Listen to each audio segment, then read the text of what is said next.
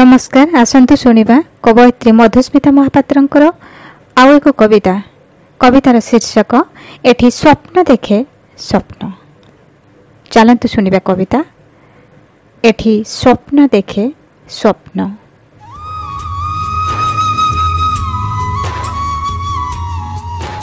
बालीघर नीति भांगे नीति गढ़े तथापि खुशी मिले एटा बोधे जीवन।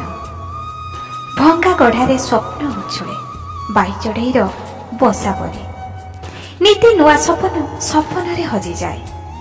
स्वप्नर दुनिया रे खजी बोले निजको ताजमहल गढ़िबार नीतिपण करे। कुटा काठी सजाड़े एकाठी करे मूलर चूल जाए सिनिय सिंचे।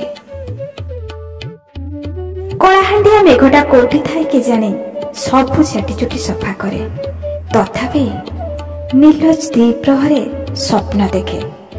ड्रॉइंग रूम रो झरका खोलिले एथर सीधा ताजमहल दिसे। टिके कणई चाहिए बेताज शाहजहां मुरुकी हसे।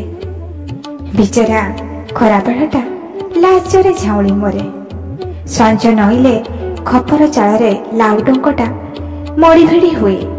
सतेअबा को परिराइजर राजकुमारी से आसमान तारा संखाती फट मागी बुले। शुभ साहनाई एथर स्पष्ट शुभे। आग को आउ आखि बुझिबा दरकार हुएनी। खाली आखिरे स्वप्न देखे नीति गढ़े नीति भांगे।